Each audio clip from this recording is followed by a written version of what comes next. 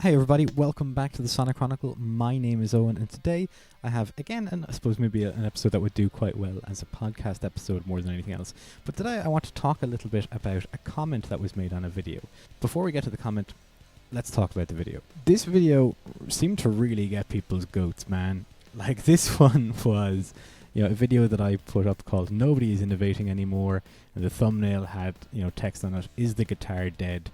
And this one really got to people. A lot of the comments were just like annoyed that, I didn't understand the instrument or what people were doing with the instrument these days and all that kind of stuff. And no, I do. I get it. But maybe a lot of people didn't watch the entirety of the video and made comments based on the thumbnail or the name of the video. Regardless, in the video I talked a little bit about how, it was a video that I had watched where someone had left a comment where they were talking about, there was a lot of innovation based on technique that people were throwing out, when really it was just, thumb through slap from the bass scene, and, just hammer-ons and pull-offs, really. There wasn't really a ton of innovation there to begin with, but there were an awful lot of comments on this one, which was great to see. And this is, the most popular video that I've produced that isn't a mashup, which was great.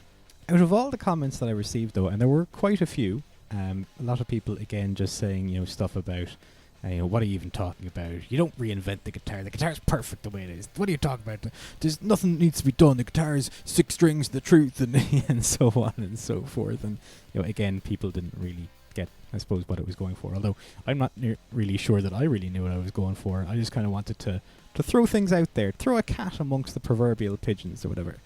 But there was one comment in there that really caught my eye, and someone really took some time out to chat about it and to chat about guitar generally. And I wanted to take some time and go through that comment and to talk about the different parts of it and what they mean, and I suppose speak to those points a little bit. Okay, so this comment has a number of elements to it, and I want to start at the very beginning because as the song goes, that's a very good place to start.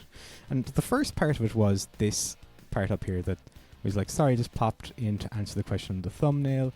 No, guitar isn't dead at all. Polyphia on one hand, Eric Ailes on the next, Sophie Burrell on standby, Corey Wong holding it down for rhythm, and then some, it is far from dead, lol. And that's an interesting part of the comment because I did speak about Polyphia. I don't really rate Tim Henson. Like, yes, he is impressive enough, but he doesn't really make interesting music for me. It's just all, the idea of, for lack of a better term, it is wanking, right? It's guitar wanking. It's for himself. It's not really for anyone else. You can't dance to it. You can't move to it. It is what it is. It is technically impressive. It is guitar playing for guitarists, and that's fine. But don't come in here and say that it is incredibly good, because it is not for general population. It is not what music is designed for, in my opinion. Eric Ailes is impressive. Sophie Burrell, I don't really rate Sophie Burrell in terms of her original writing. She's a very good guitar player, but I don't rate her writing. Corey Wong is an interesting one, actually. I do quite like him. But yeah, I don't really rate Sophie either. I replied to that. I just said, well, I'm glad that the thumbnail worked. While the artists that you listed are technically talented, I don't see them as particularly strong at writing good songs, as I've said. In addition, they don't seem to be innovating or driving the instrument forward. They seem to be technically proficient, super strat wielding players, and that's fine, but just fine. So again, what I was just talking about there a moment ago. So this person, 63RDY, or 6RD, or however you want to pronounce that, came back and said, now for the other end. With regards to innovation and driving the guitar forward, we can approach this one from a small handful of angles. I liked this. This really caught my attention. But ultimately, it's going to point to this. The guitar has been significantly driven forward. People exploring what's already been laid out contributes to the guitar being driven forward in a sense. And all due respect, because this is going to channel your point, I appreciate that. I am not an authority by any stretch of the imagination, but I appreciate that. We ultimately don't need to stress about whether or not the guitar is going anywhere, primarily because of the last 2 points. But admittedly, this may just be a matter of perspective. Now, this is true. We don't need to stress about whether the guitar is going anywhere, right? It is what it is. It's a perfectly fine instrument. It would be nice to see innovation every now and again, though, or some kind of change that is quite accessible. right? And that is an element of what I had to talk about in that video as well. That while, yes, you do have, the Strandbergs, they are out of reach for most players. I mean, you have the same kind of guitars that have been produced since the 1950s around the whole time. Some of them are even in this room. They're in the room with me right now. But they are they're perfectly fine. They're absolutely perfectly fine instruments for what they are. But they don't really do anything special. I'll admit that I'm not on social media enough to see all the trends, save for YouTube, lol. I don't see all the awesome players on Instagram doing the same old thing. I don't see people doing the same shit that was done multiple years ago. All I see is awesome shit. And that is cool. That's great. I'm delighted to see that all you see is awesome shit. Sometimes, you see awesome shit. Sometimes you don't. Sometimes you see bad music. You see bad guitar playing, right? You see, again, I suppose, though, bad is relative. It is a matter of perspective. But sometimes it is objective as well. Right, so it's not to say that Sophie or Eric or Corey or Tim or any of the guitarists in Polyphia are bad, but sometimes you come across people who are legitimately bad and probably shouldn't. I don't want to say shouldn't continue, because they should continue if they enjoy it, but they should maybe practice a bit more before they bring things to the public.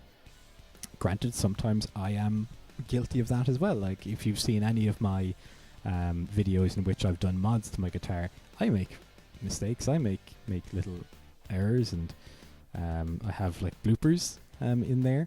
But I think that sometimes leaving those things in is beneficial, because things aren't always perfect. Sometimes you do need that little bit more practice, and to go back to like some of those other people that were mentioned here, like Polyphia, Sophie Burrell, Corey Wong, and Eric Gills.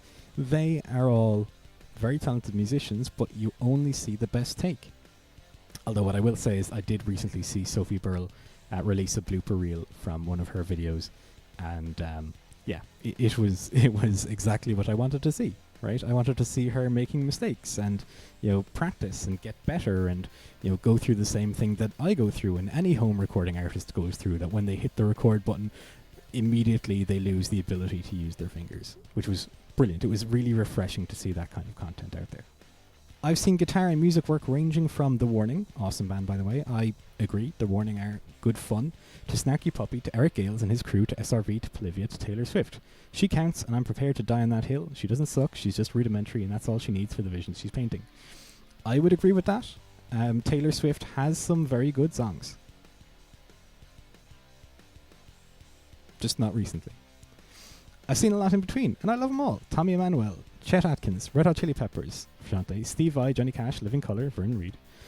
Bro, I've seen a large range, and all of them are awesome in their own ways. Some are very simple, but very effective for that reason, like Taylor Swift. And I agree with everything here. There's really good stuff here, right? So let's talk about this a little bit, right? So I've seen guitar and music work ranging from The Warning to all these people. That's fine. I've seen a lot in between. I love them all. Tommy Emmanuel, Chet Atkins, Red Hot Chili Peppers, Steve Vai, Johnny Cash, Living Colour. I've seen a large range. I have also seen a large range. In fact, I was at way back when I started learning to play guitar, I went to a pre-show masterclass with Tommy Emmanuel, and another one with Vernon Reid actually, prior to a gig that he played in a local venue in my hometown. It was eye-opening. Like, I was quite new to music and to performing music, but seeing Tommy Emmanuel sit there and talk about things that are very important, like rhythm, and not just like rhythm guitar playing, but just the idea of having rhythm and being able to play in time was very important. And he talked about how he used to play to the sound of his washing machine rather than a metronome, in order for him to be able to find his groove. The idea of Vernon Reid, playing some of his like interesting like tap stuff, and how he had never been tempted to put vocals over it because his songs stood on their own. And he conceded, yeah, you could probably put some vocals over it, and maybe I could sing something over it, but why would I? I'm performing all of the instrumentation here on my own. These are the vocals. These are the Like all the voice is another instrument, and I have that already here between my 2 hands and my 6 strings. So it was very interesting to see that in those classes at that time. And yes, all of the people that have been mentioned here are awesome in their own ways. Again, Johnny Cash, very rudimentary. Steve Vai, incredibly technical. Not to my tastes. Tommy Emmanuel, unbelievable guitarist. If you haven't seen him perform Classical Gas at the very least, you should do yourself a favour and go and look up Classical Gas by Tommy Emmanuel.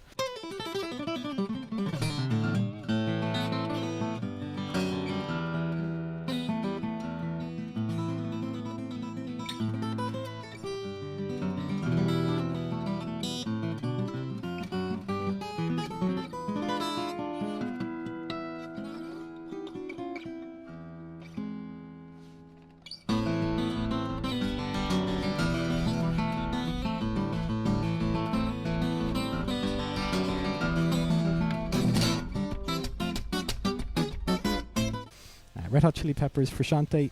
Yeah, I mean, I think Frusciante has his output is too high.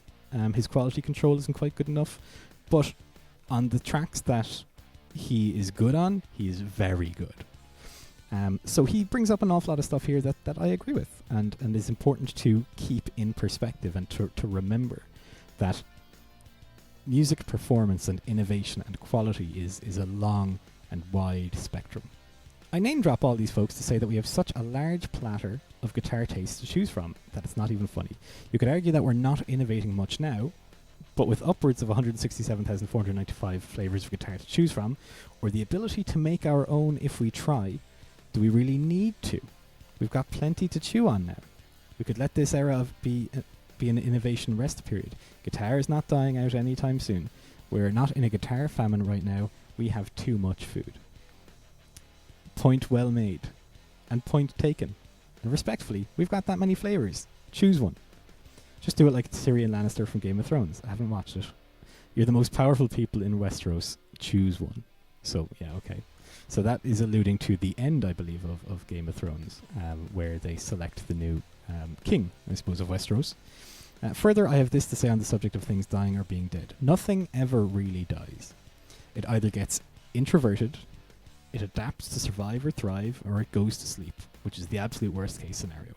Because someone out of the millions of people we have on the planet is going to wake up the Sleeping Beauty and go like, why are we not funding this? And proceed to put the world on game to its existence. My guy, there's a YouTube dude who's doing tutorials on rockabilly style guitar. I haven't heard that style of guitar playing since I was a friggin' spermazoon. I would like to know who that is. Rockabilly guitar is unbelievable. I love like the Stray Cats and Brian Setzer and stuff like that. But this was a great comment that I really felt like it was worth taking some time out to talk about and to chew over a little bit. But it really made me feel really good about the video that I put out, which was a little bit moany, a little bit complainy about some things that people were getting really caught up in. And it really got me caught up in it too, that I kind of forgot about the fact that none of it really matters. And that all that really matters is that you are taking what is out there and that you are doing the best that you can with it. Which is, I think, the essence of what this person, 6RD, was trying to put across. And I replied, holy hell, what a great comment. This might require its own video to respond to. Much appreciated, fam. Thank you for the props, and thanks again for the video. That is it. That is the video. That is the comment. And yeah, I suppose to sum it up, get excited about music. Get excited about not just guitar playing, but playing the bass or playing the drums. And if you get tired of something, go away from it for a while and come back to it later. Or find someone who is still excited about it and get caught up in their excitement. Really enjoy things, really love things.